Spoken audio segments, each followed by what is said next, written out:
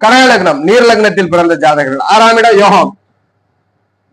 குரு பகவான் 6ஆம் அதிபதியாக வருகிறார். 8க்கு அதிபதி 8ஆம் அதிபதியாக சனி பகவான் வருகிறார். 12ஆம் அதிபதியாக புதன் வரார்.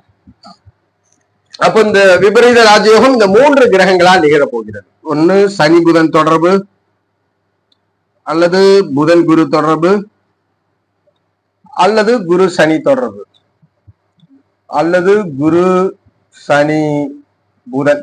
இந்த காம்பினேஷன்லாம் இருக்கு அப்படின்னா உங்களுக்கு விபரீத ராஜயோகம். பார்வையிலோ பார்வை, இணைவு, பரிவர்த்தனை இதெல்லாம் 6, 8, 12ஆம் இடங்களோட நிகழ்ந்தா விபரீத ராஜயோகம் முதன்மையா இருக்குன்னு அர்த்தம்.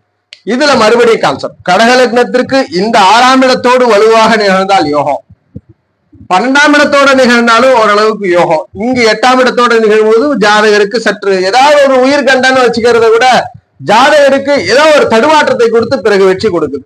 இந்த காம்பினேஷன் தான் குரு சனி புதனால் நிகழ்வதே விபரீத ராஜயோகம் கடகத்திற்கு.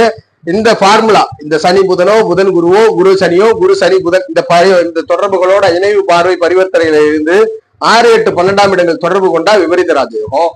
இந்த ஜாதகங்கள்ல 6ஆம் இடத்தில் நிகழ்வதும் 12ஆம் இடத்தில் நிகழ்வதும் நன்மையா இருக்கும். உடனே நல்ல ஒரு ஜாதகர் திருப்தி அடைவார். 8ல நிகழ்ந்தா கொஞ்சம் சிரமத்துக்கு பிறகு திருப்தி அடைவார். ஆனால் விபரீத ராஜயோகம் இந்த கான்செப்ட்ல 5, 9ஆம் அதிபதிகளுடைய தொடர்பு. 9ஆம் அதிபதியாக செவ்வாய் வரார். 5ஆம் அதிபதியாக குரு, செவ்வாய் குரு. இந்த 2 கிரகங்களுடைய தொடர்பு பொதுவா குருவோட நிகழ்ந்துச்சுனாலே இயல்பா 5, 9ஆம் அதிபதியோட தொடர்பு, 5, 9ஆம் அதிபதியோட தொடர்பு பிரச்சனை இல்லை. பட் இருந்தாலும் செவ்வாய் குரு ஸ்தான வளத்தோட தொடர்பு கொண்டா விபரீத ராஜயோகம் கொடுப்பதை நிலைத்து அனுபவிக்க முடியும். இதுதான் கடக லக்னத்தினுடைய விதி. கடக லக்னத்தில் பிறந்தவர்களுக்கு இந்நிலை இருந்தால் விபரீத ராஜயோகம். திசை வந்தால் அதிர்ஷ்டம். திசை வந்தால் நீங்க எங்க இருந்தாலும் பரவாயில்ல, உங்கள் வாழ்க்கையில் ஒரு ஒளிகாலம்.